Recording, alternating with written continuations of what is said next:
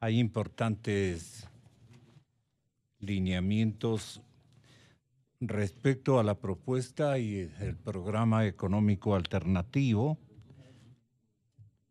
y que le dan el llamar también programa heterodoxo.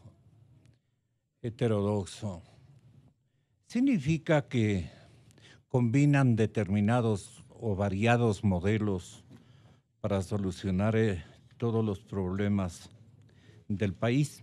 Uno de ellos fue el mal manejo, terrible mal manejo del área petrolera, con una incursión impresionante de prácticas desleales con el país. Y naturalmente dentro de eso hacen constar el frente económico del gobierno del señor presidente Lenín Moreno, hacen constar una reactivación económica con equidad, todo esto que usan los señores economistas, políticas de liquidez, van a renegociar la deuda externa con tal vez el formato de unir a todas las deudas y emitir bonos de connotación global. Van a renegociar los contratos de servicio petrolero. En este capítulo mencionan lo siguiente: apoyamos las gestiones que está realizando el ministro de Hidrocarburos y consideramos que es posible una renegociación de los contratos de prestación de servicios petroleros por su alto costo y de la venta anticipada del petróleo con PetroChina, con PTT, es la firma el trading internacional que pertenece a Tailandia, y también a esta empresa Unipec. Bueno, este es el tema que me pareció a mí significativo e importante que nos explicara, para comenzar, el señor doctor Luis Calero, un experto en estas materias, un observador incansable y un abogado petrolero que conoce a fondo el agujero económico que provocó esta negociación mal hecha. Entonces el gobierno está seriamente preocupado y el presidente Lenín va a tomar ya decisiones muy concretas. Yo quiero, además de esto, anticipar que hoy habrán novedades muy importantes, tremendamente importantes, a partir de las 9 de la mañana. Me parece que el escenario de donde van a provenir informaciones muy significativas, la Fiscalía General de la República. Tengo información que no la he podido reconfirmar, pero entiendo que equipos o sistemas que nos va a enlazar con con una conferencia de prensa que daría en los próximos minutos, no horas, en los próximos minutos, el señor fiscal general del Estado. Bueno, lo que nos agrada muchísimo, es que el día viernes hablamos de la necesidad, y por eso me he permitido hacer un mosaico de segundo programa. Me van a tener que asimilar, que tolerar, si cabe el término, señores, cada uno en su renglón, porque los tres renglones me resultan harto significativos en un día en que comenzamos e inauguramos una semana batalladora para el gobierno. Y qué bueno que las cosas para Lenín Moreno se le vayan dando también con la contribución sincera de gente que le apoye en sus deseos y en sus compromisos de remodelar éticamente a este Estado. Y han robado mucho, por lo menos queremos saber cuántos se han robado y quiénes se han robado. ¿Quiénes han ejercitado un compromiso bastante complicado que lo van ustedes en las próximas horas a conocer? Bueno, el gobierno va a reforzar las Fuerzas Armadas. Es lo primero, doctor Luis Fernando Torres, que le dijimos a nuestro panel del día viernes anterior. Ese es el que vamos a utilizar este momento. El señor presidente de la República ha entendido, y casi el discurso que trazó esta antevíspera se sustentó en los pensamientos que aquí emitimos el viernes. Entonces el gobierno va a reforzar a las Fuerzas Armadas en línea de frontera.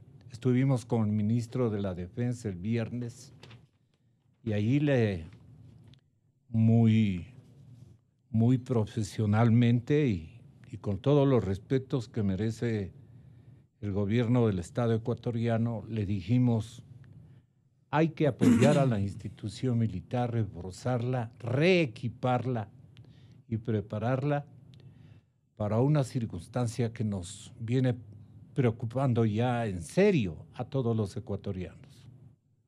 Especialmente las personas que hemos vivido en el norte del país y que a distancias enormes, kilométricas de lo que está ocurriendo en este momento, nosotros sabemos que nuestra frontera es extremadamente vulnerable. Y hoy se han ampliado los linderos de esa imposibilidad de control militar inclusive, desde el Pacífico hasta donde termina nuestra frontera en la Amazonía, pasando naturalmente por el sector serrano. Es una zona muy agresiva en este momento, tremendamente agresiva. Y le pedimos al señor presidente que le dé nieque a la institución militar. No cabía otra cosa. Las palabras del señor presidente de la República están aquí. ¿Tiene usted? El tema de la frontera es de especial preocupación para nuestro gobierno, dijo el señor presidente.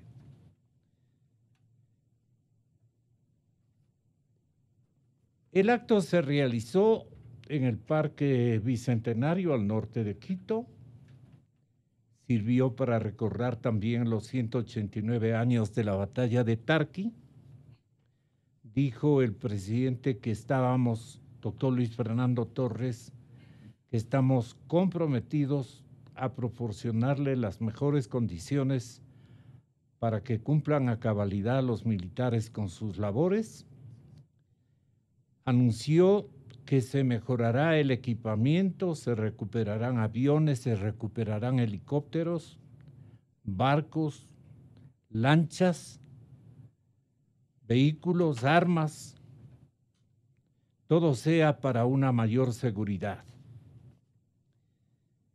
Y los actos de violencia en la línea de frontera norte, como ustedes comprenden, señores oyentes, surgieron a raíz de que grupos disidentes de las FARC se organizaron y profirieron un golpe bastante certero con un atentado terrorista en un comando de la policía de San Lorenzo el pasado 27 del mes de enero. Y el gobierno, pues, obviamente, decretó el estado de excepción. Tras finalizar esta ceremonia, el ministro de Defensa, también necesito la declaración que formuló el señor ministro de la Defensa, Patricio Zambrano, y explicó que la nueva estrategia de combate implicará actuar con base en reportes de inteligencia tanto de la policía como de las Fuerzas Armadas. En el acto castrense que nos permitimos de alguna manera admirar en los reportes de noticieros de televisión de esta víspera, de este domingo en la noche, uno se da cuenta de que no está la institución militar y policial tan abandonadas. Más que todo existe, ahora sí, una intencionalidad de apoyo y de inversión, especialmente en equipos para la institución militar, que tiene que librar de una vez por todas una batalla de inteligencia, una batalla de investigación y una batalla también cuando sea necesario que corresponda realizar en la frontera norte. Ahí continúa el resguardo militar y policial.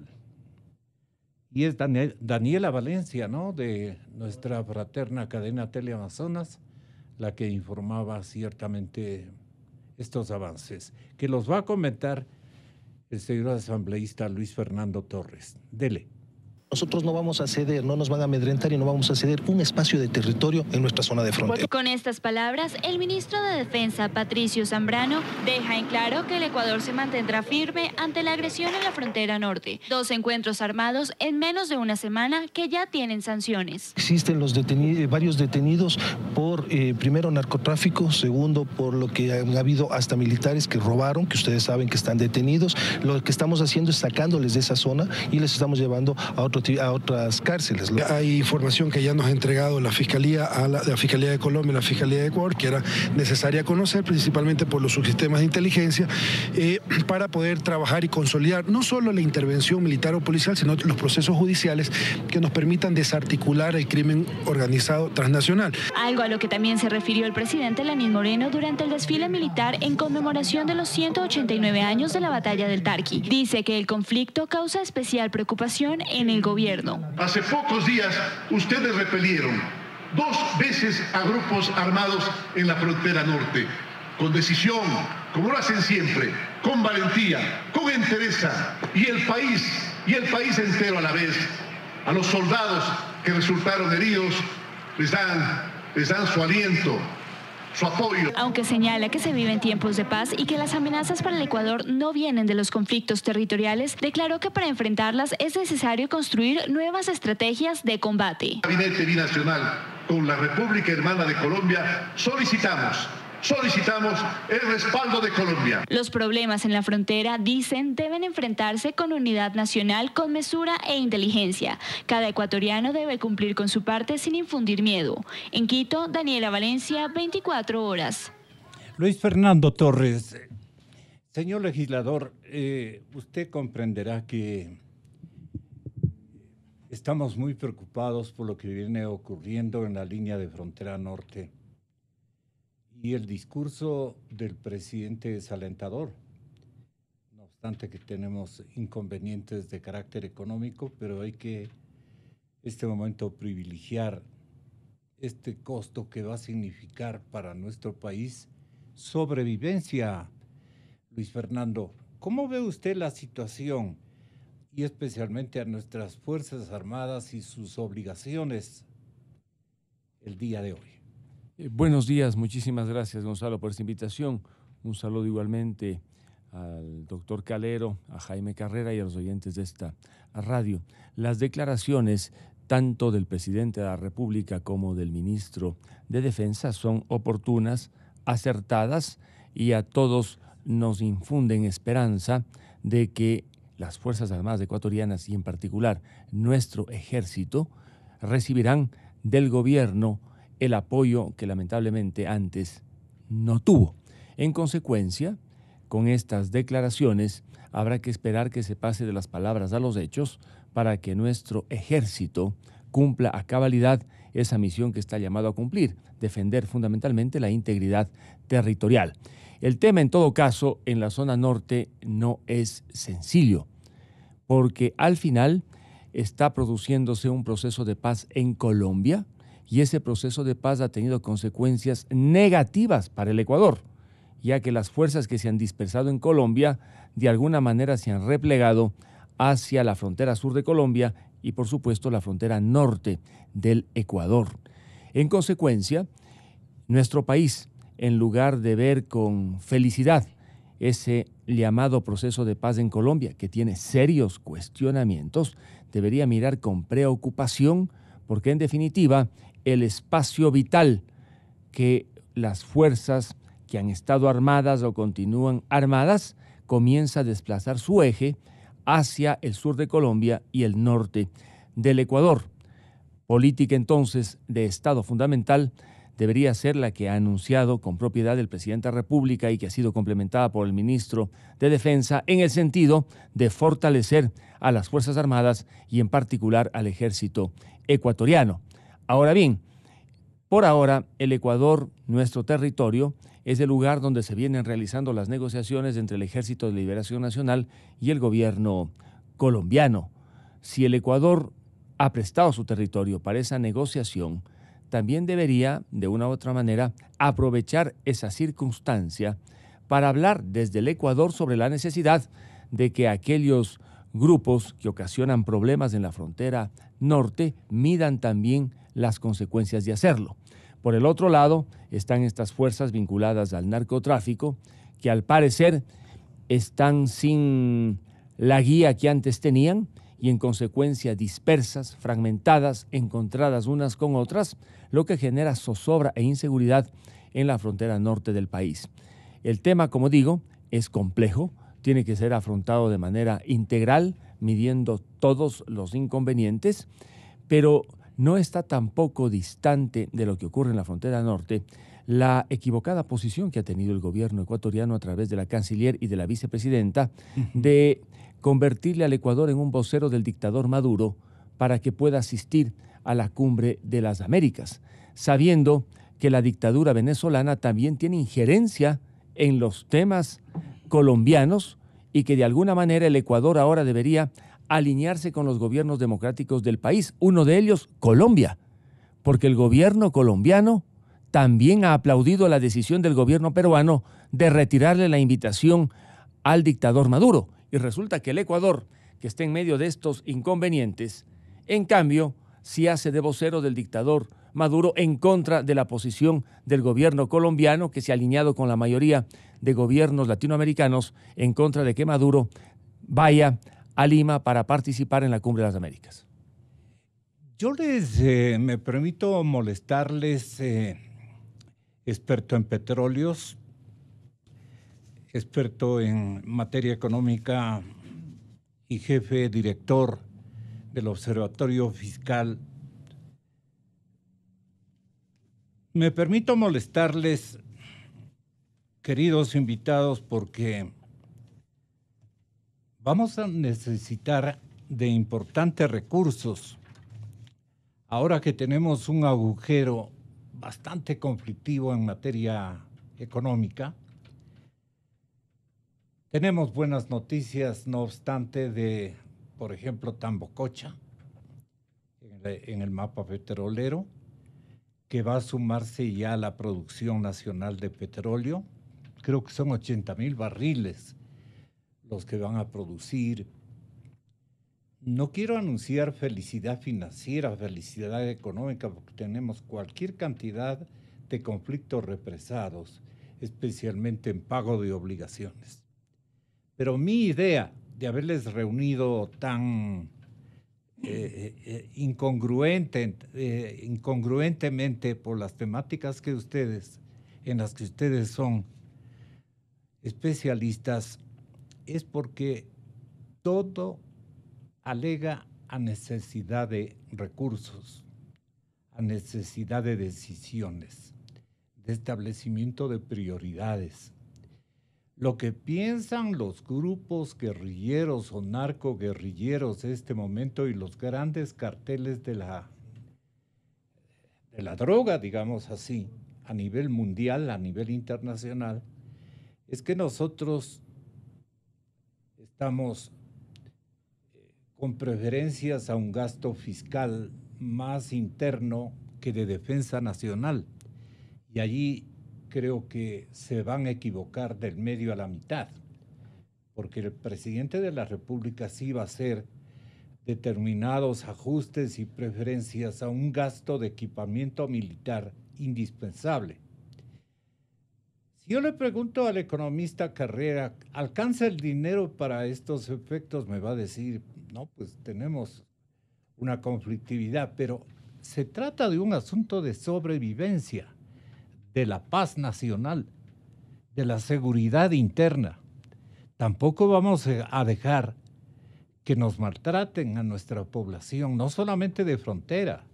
Se están ubicando estratégicamente en las grandes urbes ecuatorianas y configurando un amplísimo callejón de traslado de droga por territorio ecuatoriano, por el mar ecuatoriano, por el aire, por todas partes. Y entonces, ¿qué recomiendan los economistas y los que, como el caso de Luis, sabe y comprende que sin seguridad territorial no podemos aspirar a una ampliación de nuestra frontera de producción petrolera? Sobre eso, sí vale que oiga el público de que tanto el economista como el especialista en materia petrolera, el político como el caso de Luis Fernando, el dirigente político y todos los sectores empresariales inclusive, tienen primero que asegurar el escenario para cualquier cosa después.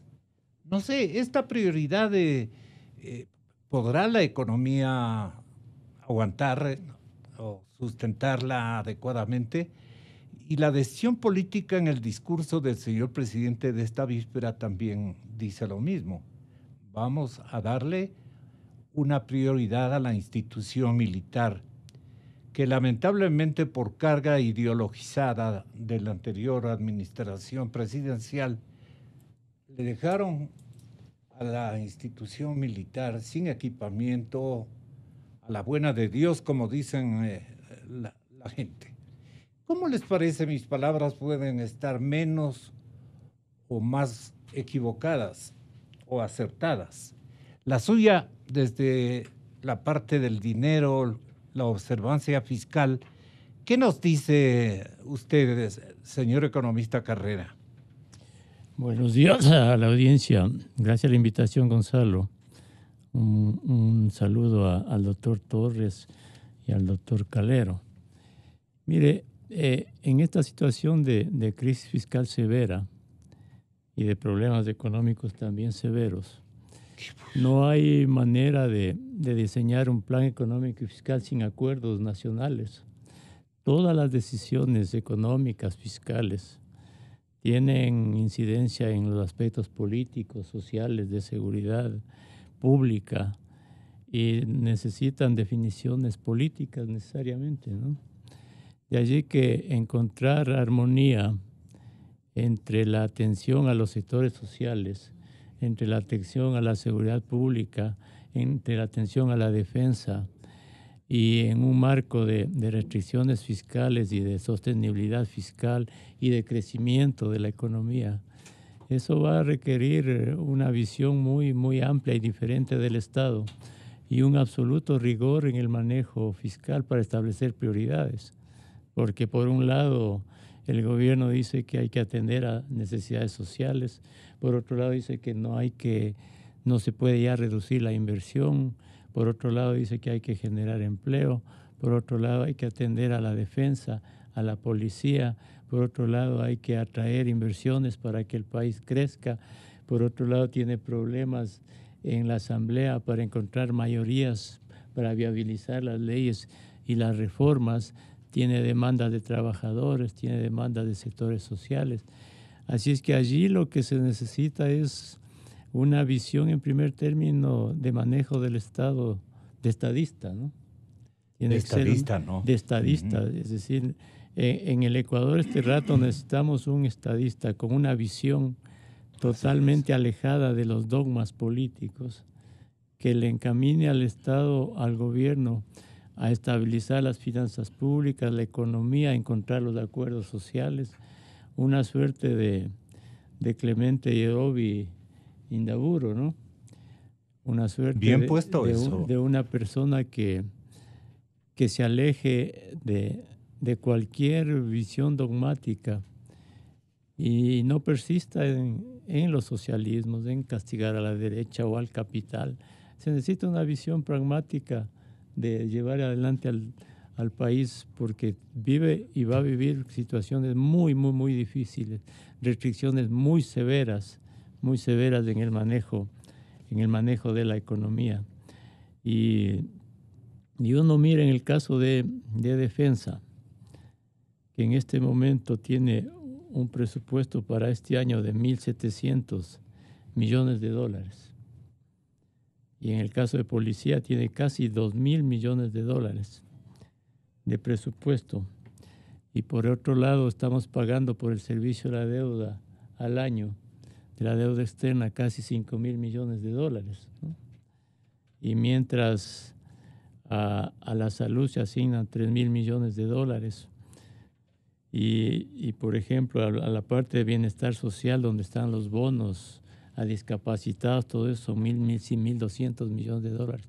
Entonces es una tarea muy compleja la de tratar de establecer un cierto grado de equidad en la distribución del gasto público, en un marco de obligación de reducir paulatinamente ese déficit oneroso de 7.000 millones de dólares cada año y de irlo reduciendo hasta fin de gobierno quizá a un mínimo de 1 o 2% del PIB de déficit, pero en un marco de severas restricciones. De allí que la tarea que tiene el gobierno por delante es muy compleja y va a tener que tomar medidas para generar ingresos, ajustar el gasto en otras direcciones. Pero algo que parece que no se percibe, Gonzalo, acababa de ver una nota en El Universo sobre el plan económico que piensa lanzar la próxima semana el gobierno. Y por allí hay un ministro que declara que no va a haber mayores ajustes al gasto, que el plan económico se va a enmarcar en la visión socialista del presidente de la República y otra serie de cosas. Entonces, con esas lecturas que son alejadas a lo que el país requiere en el futuro, es muy difícil esperar que el gobierno pueda tener un manejo económico serio, un manejo fiscal serio, responsable, e incluso encontrar los acuerdos políticos y sociales que van a necesitarse de manera indispensable para redireccionar la economía del país, para estabilizar las cuentas públicas, para encontrar los entornos políticos que viabilicen una economía sana y unas cuentas públicas sanas. Y sobre todas las cosas para conducirle al país con una visión del desarrollo absolutamente diferente, una visión del desarrollo contemporánea con los avances de la economía, del progreso de las naciones, y una visión de desarrollo que requiere otro tipo de actitudes en el país. Y dentro de eso incluso hay una suerte de recurrencia en las visiones estatales, ¿no? Ya sube el precio del petróleo un poco. En las visiones en general. Yo le hablo de esto de hace 50 años incluso, ¿no? 50 años hemos vivido en torno al petróleo. Nos amanecemos cada día preguntando el precio del petróleo. Y hoy que el precio del petróleo ya subió un poco, comienza el relajamiento. Creemos que con el aumento del precio del petróleo ya se van a arreglar todos los problemas del país.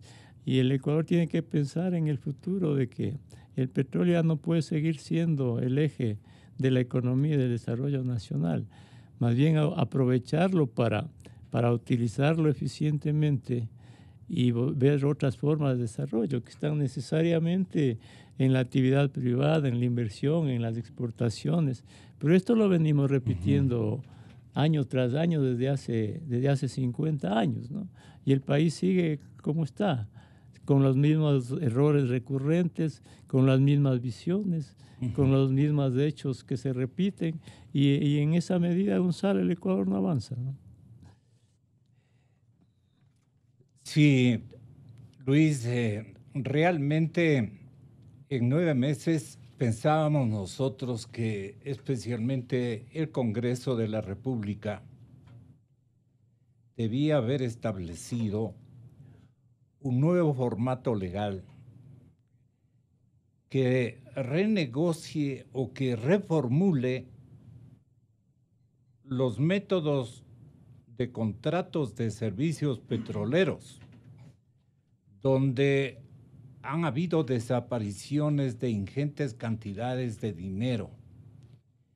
Es decir, en las contrataciones petroleras, especialmente con China, estas ventas anticipadas a cambio de dinero,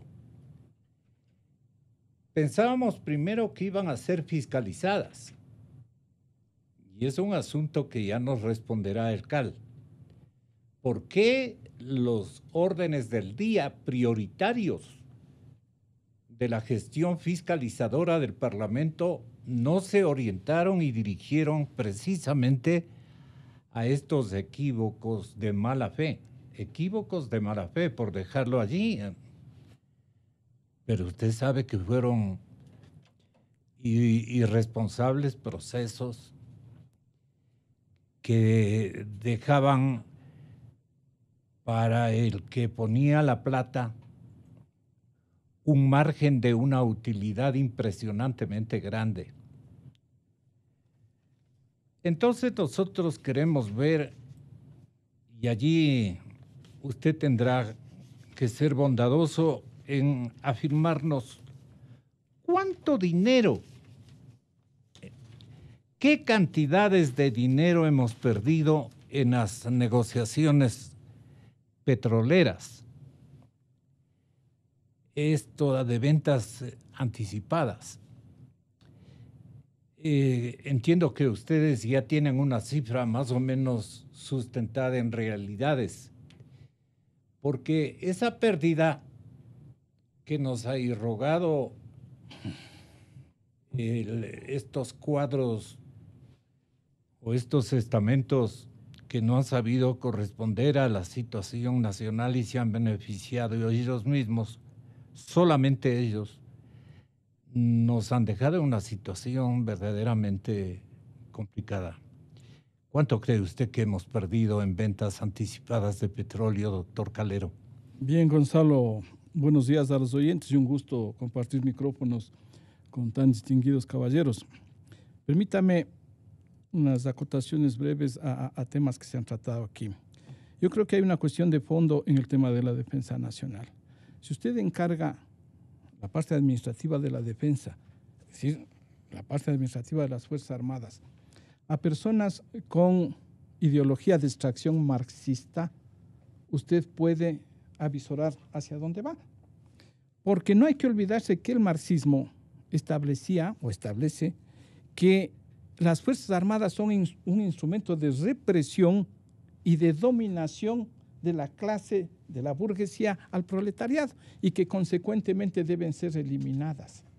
Y por eso son los reemplazos que se dan en los regímenes con ideología socialista y comunista, el reemplazo por las Fuerzas Armadas revolucionarias.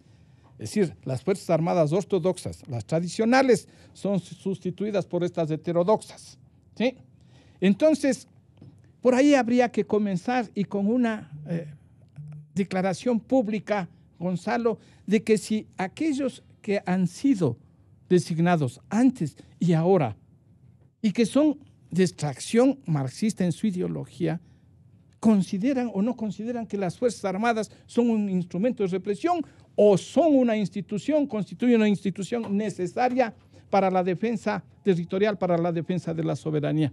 Porque la debacle actual puede devenir de eso. Si usted considera, y bueno, lamentablemente falleció la señora Guadalupe Larriba, la doctora, que era dirigente socialista. El señor Patiño, dirigente socialista. El señor Ponce, se supone que de extracción marxista su ideología. Y así sucesivamente. Y ahora tenemos también, entonces, el ciudadano que está de ministro de Defensa, entiendo que fue secretario general del Partido Socialista, lo cual está muy bien. Pero sí se requiere entonces un pronunciamiento de fondo en ese sentido. cómo se concibe a las Fuerzas Armadas dentro de este gobierno. Porque lo anterior ya sabemos cómo se la concibió. Y por eso precisamente los problemas, el debilitamiento. Digo, es muy posible que ello haya sucedido. Nada más que ese acá chiquito como comentario, como usted sabe decir, ciudadano. No de experto en el tema. Mire, si el gobierno actual hubiera ya detectado cuáles son o cuáles han sido las decisiones incorrectas, las prácticas perniciosas en el manejo del sector petrolero, tanto en lo que corresponde a contratación de venta de petróleo como a contratación para la exploración y explotación de los hidrocarburos, lo lógico es que ya debió haber corregido esas falencias.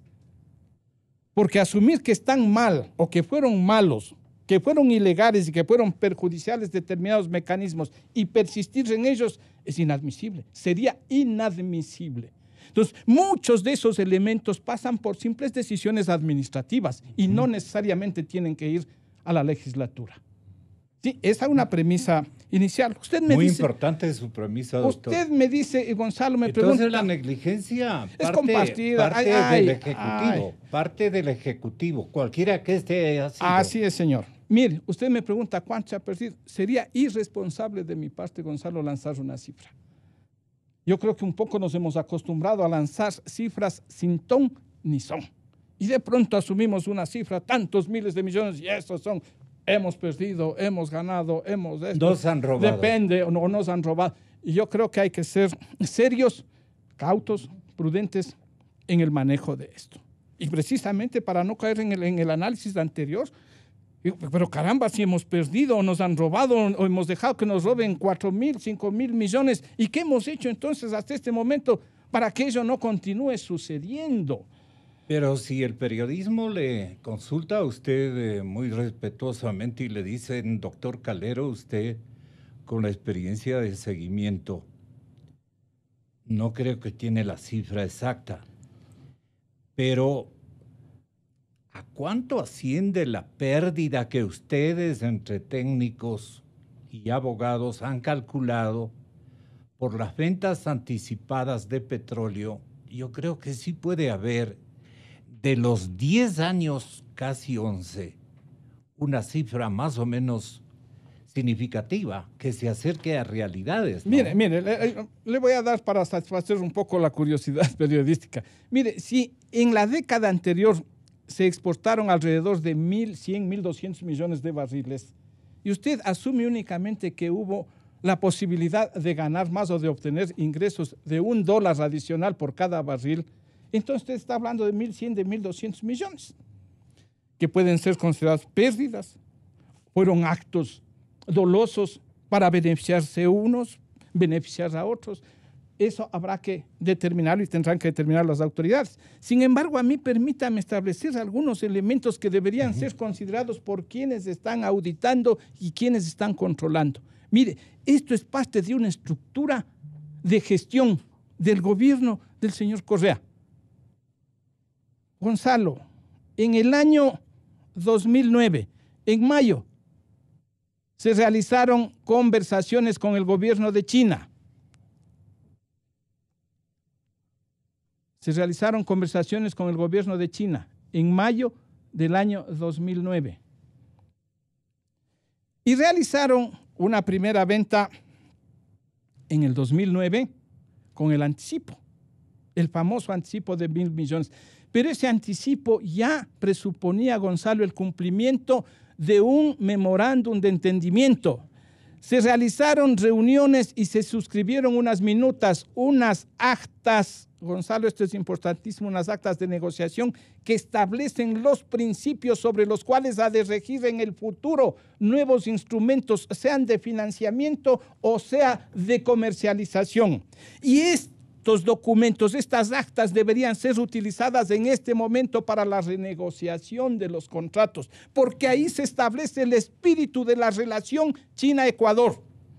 Se establece también el espíritu del sometimiento del Ecuador a China, pero existen algunos elementos de esos acuerdos que pueden ser reivindicados en este momento por el Ecuador. Por ejemplo, Como positivos.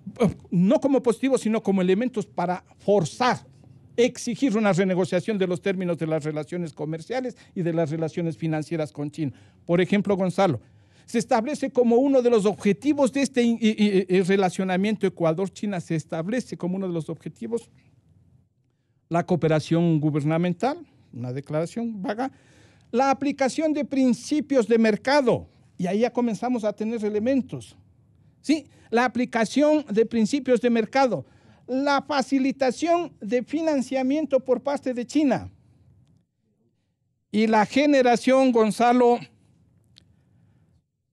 la generación de un ambiente de relación de beneficio mutuo. Dice, en un ambiente ganar, ganar. No solo tiene que ganar la una parte, sino también la otra. Y si las condiciones de mercado que se invocan en estos acuerdos, suscritos, firmados por representantes del Banco de Desarrollo de China, por los representantes de Petrochina, por representantes del Ministerio de Finanzas y de Petroecuador, digo, si en estos instrumentos se llegó a estos acuerdos, pues simple y llanamente hay que aplicarlos. Y veamos cuáles son las condiciones de mercado. Y entonces establezcamos que las condiciones de mercado son diferentes a las anteriores y que en este momento la aplicación de contratos rígidos que se celebraron están perjudicando al interés nacional.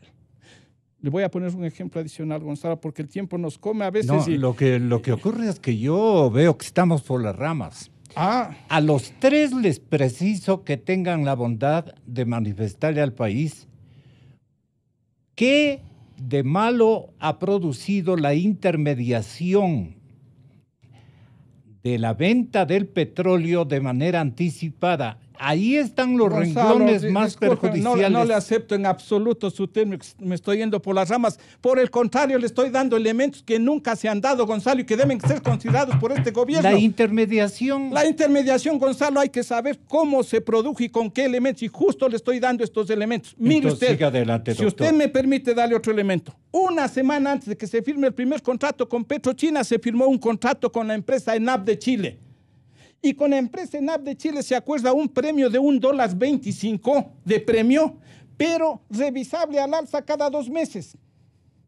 Y con Petrochina a la semana siguiente se firma un contrato de venta de crudo con el mismo premio de $1.25, pero fijo durante 2 años.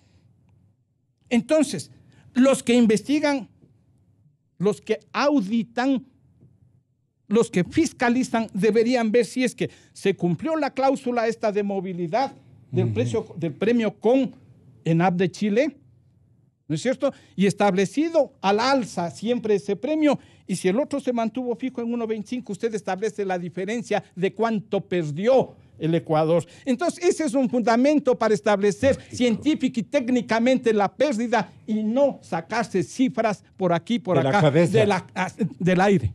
Entonces, Gonzalo, no es que me esté yendo por las ramas. Por el contrario, son elementos que nunca se han dicho y los estoy diciendo en esta oportunidad. La intermediación para usted, señor economista Carrera, ¿cómo le podría graficar y el acontecimiento macro de las pérdidas que ha sufrido el país precisamente por la injerencia de estas prácticas de intermediación que no le han beneficiado al país, al fisco ecuatoriano, sino a determinados grupos de intereses?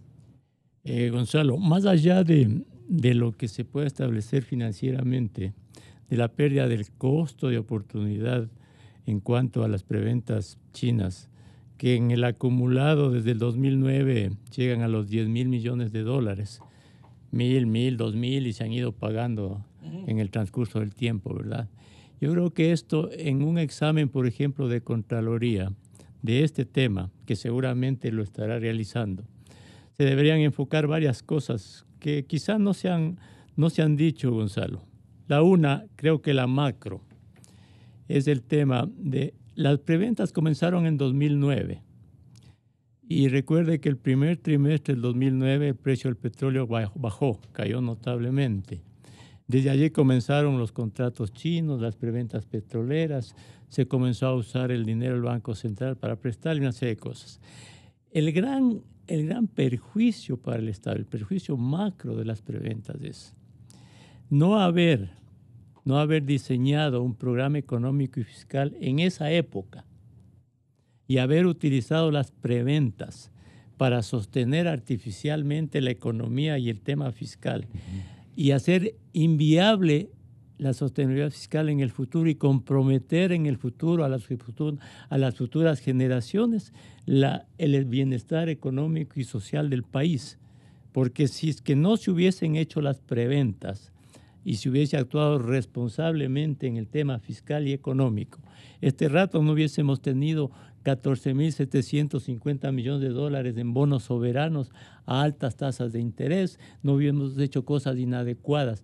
Entonces, el comprometer la viabilidad económica, fiscal y social del país con las preventas es un asunto que tiene un costo económico y social inconmensurable. Luego, aparte de eso, haber realizado las preventas violando la ley, porque las preventas significan comprometer o vender la renta del Estado, la renta, el sueldo del Estado. Y eso está prohibido en el Código de Finanzas Públicas. No se puede vender las rentas del Estado, no se puede prevender, comprometer las rentas del Estado. Es un asunto legal que debe juzgarse. Dos, también... Perdone, ¿en qué época se actuó de esa manera? Desde el 2009 se han venido haciendo las preventas de Gonzalo. 2009, 1.000 millones 2011, 2.000 millones 2017 y así sucesivamente, 10.000 millones. Luego, otro grave hecho que también ha ocultado la realidad fiscal y económica del país es no registrar las preventas como deuda pública. Cuando no se registra toda la deuda pública, se falsean las cuentas públicas y se le dice al país un estado de deuda pública y fiscal que no es el real, y eso compromete las medidas económicas de un país.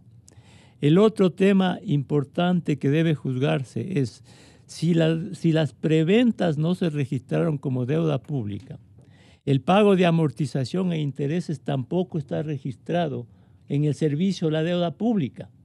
Por tanto, las cuentas públicas no reflejaron la realidad del gasto público y la situación fiscal y económica del país. Esto es contrario a la ley. Es algo que también debe juzgarse y debe juzgarse severamente en un examen de las preventas petroleras. Entonces, Gonzalo, resumiendo, las preventas tienen un costo inmenso en cuanto a términos de viabilidad económica y fiscal del país, de comprometer esa viabilidad, de además forzar a otros endeudamientos inadecuados. Tiene violaciones en la ley en cuanto a comprometer la renta del Estado, la renta futura del Estado. Tiene violaciones en cuanto a la ley, en cuanto a no registrar como deuda pública estas preventas. Tiene violaciones en cuanto a la ley, en cuanto a no registrar el pago de intereses y amortizaciones de estas preventas como deuda pública y por tanto no reflejar en las cuentas públicas y en la economía la realidad del endeudamiento público y de ese costo de endeudamiento. Entonces usted tiene aquí una serie de incidencias que van mucho más allá del costo financiero que es real sin ninguna duda de las preventas petroleras, ¿no? Yo les pido bastante comprensión, doctor Calero, economista carrera, y especialmente asambleísta Torres. Vamos a recibir una primicia informativa directamente desde el despacho del señor fiscal general de la República. Era el tema que... Es una rueda de prensa. Sí, es una rueda de prensa que la vamos a transmitir en línea directa y en contados instantes. Obviamente no puedo yo decirle, adelante señor fiscal, pues no.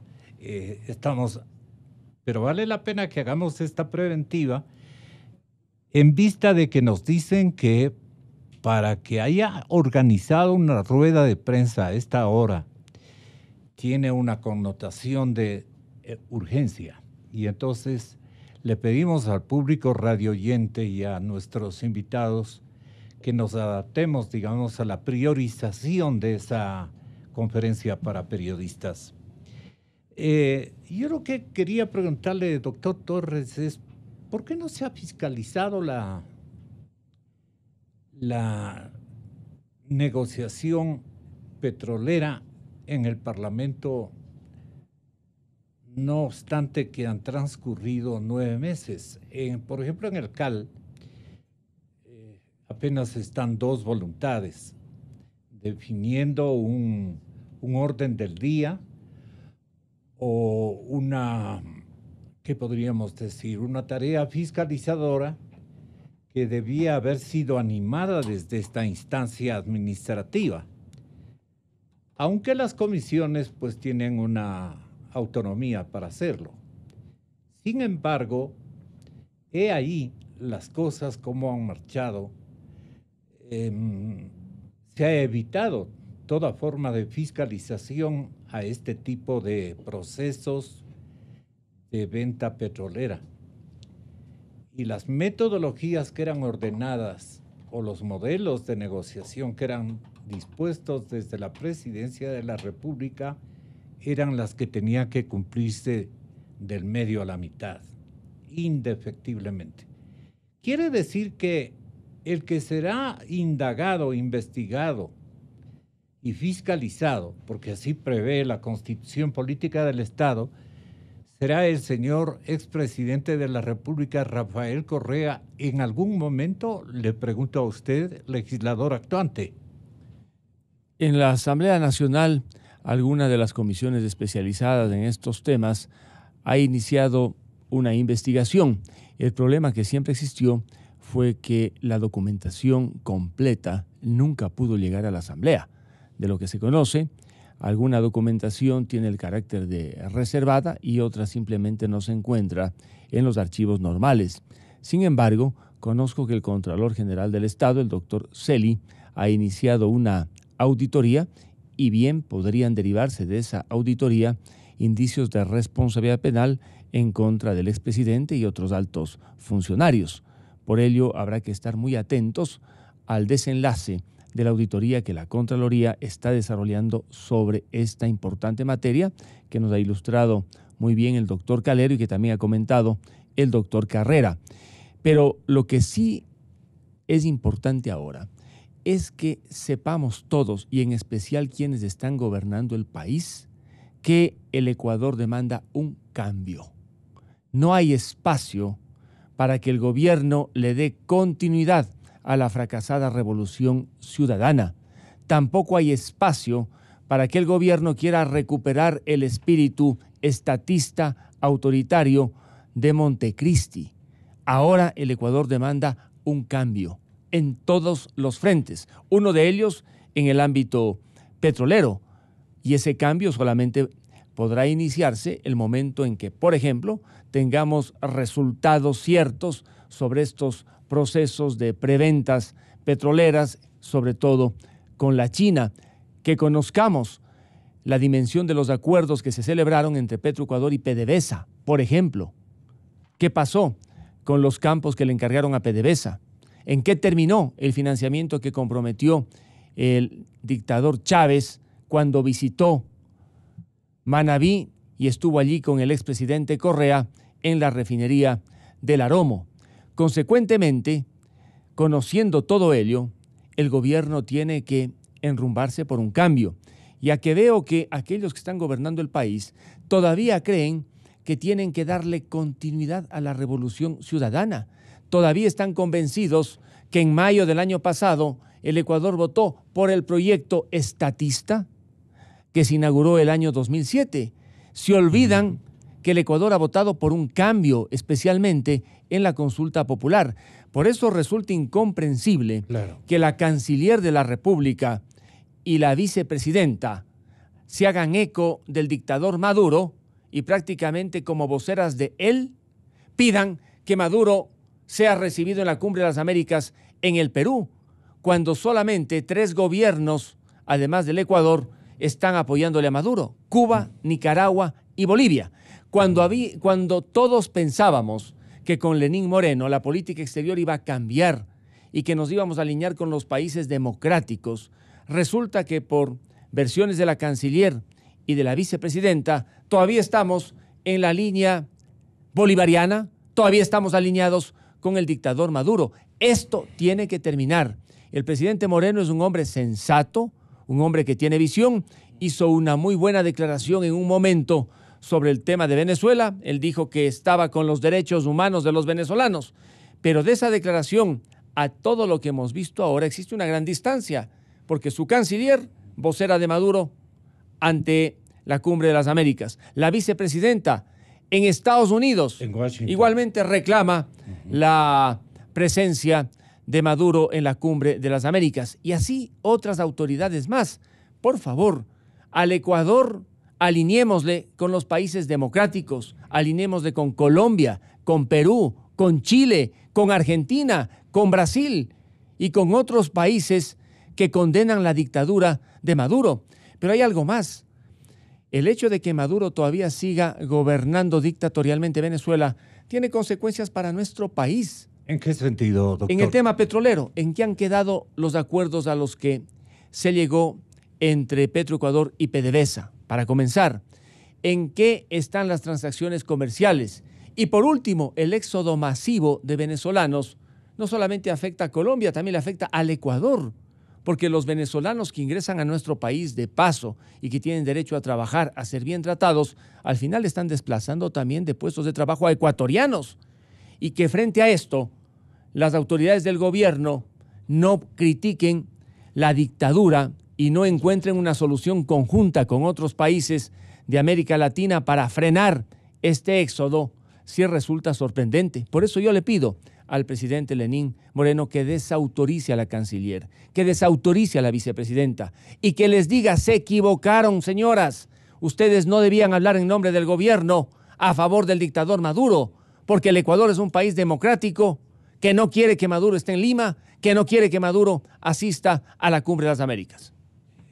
Tal vez es un conflicto interno y un conflicto de convicciones ideológicas muy respetables, pero totalmente equivocadas.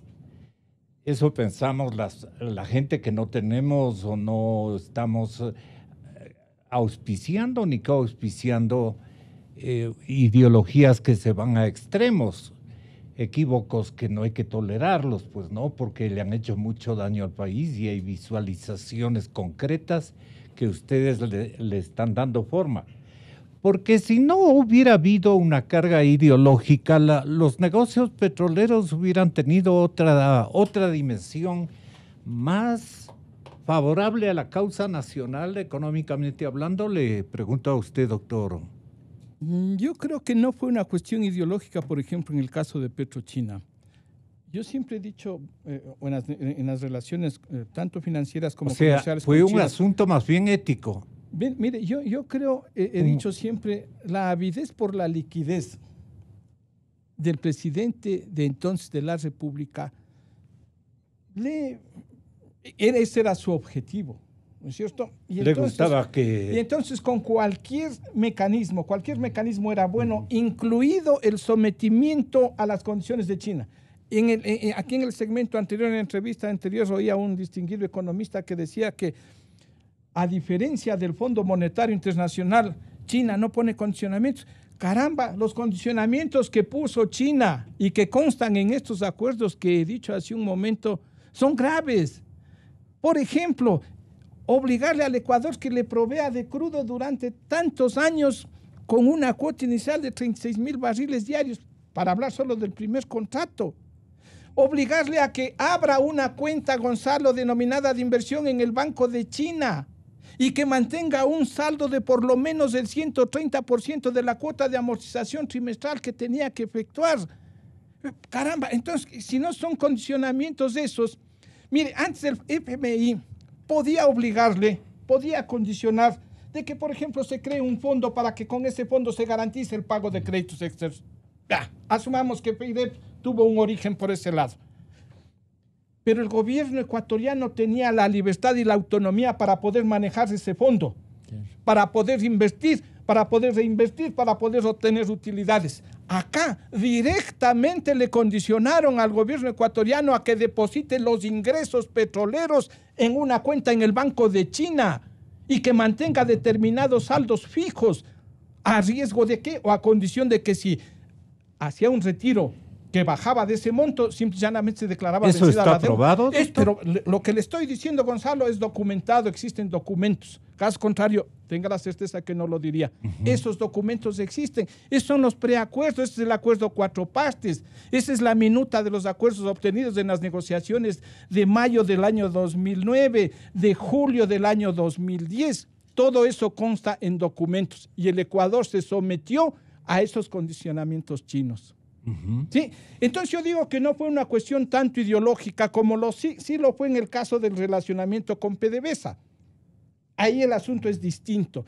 Y con el tema PDVSA, a lo que se refería hace un momento el doctor Torres, habría que exigir, Gonzalo, en este cruce de cuentas que estuvieran efectuando respecto de la presencia de PDVSA, cuando graciosamente se le entregó una parte del campo Sacha, una participación en la explotación del campo Sacha, cuando forman la empresa de economía mixta Río Napo para que opere Sacha, el 30% de participación tenía PDVSA y el 70% Petroecuador. De todas maneras, PDVSA tenía garantizado el 30% de ingresos. En reciprocidad, y eso consta en los acuerdos que celebraron los ministros de Energía y los presidentes, en reciprocidad, PDVSA debía darle a Petroecuador un campo de similares con características. Escúcheme, Gonzalo, debía permitir PDVSA que Petroecuador explote un campo en Venezuela parecido a Sacha. Es decir, Gonzalo, que estábamos hablando en ese momento de cerca de 50,000 barriles, que luego fueron a 70,000 barriles. La pregunta es, ¿Venezuela permitió que Ecuador vaya a explotar un campo similar al de Sacha? No, nunca se permitió. Entonces ahí existe un lucro cesante. Todo lo que se le permitió a PDVSA obtener por utilidades en el campo Sacha debió habérsele permitido a Petroecuador que obtuviera en reciprocidad en Venezuela, en la faja del Orinoco. Entonces ese es uno de los elementos, por ejemplo, que debería ser considerado en el cruce de cuentas.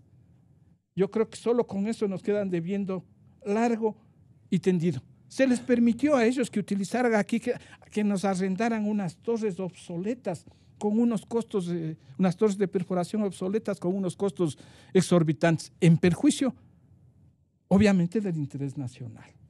Entonces yo creo que la parte ideológica jugó en el caso de Venezuela, de PDVSA, pero en el relacionamiento con Petrochina definitivamente que no. Y ahí puede venir el tema de la intermediación a la que usted hace referencia, Gonzalo, porque la intermediación por sí misma no es perniciosa. O sea, entre el productor y el consumidor hay una cadena, pues no, hay un encadenamiento en todos los productos. En toda transacción. Y mire usted, los dos últimos concursos, las ventas de spot, ¿quiénes acaban de ganar? Traders. No fueron empresas estatales las que ganaron. Entonces no podemos satanizar por satanizar la intermediación. Ese no es el problema, Gonzalo. El problema es... ¿El señor fiscal general de la República? Ya mismo. No, ya estamos. Ya. Estamos. Tengo que informar a las y los ciudadanos para que se dimensione la gravedad de lo que ha estado ocurriendo en los últimos meses. Por favor.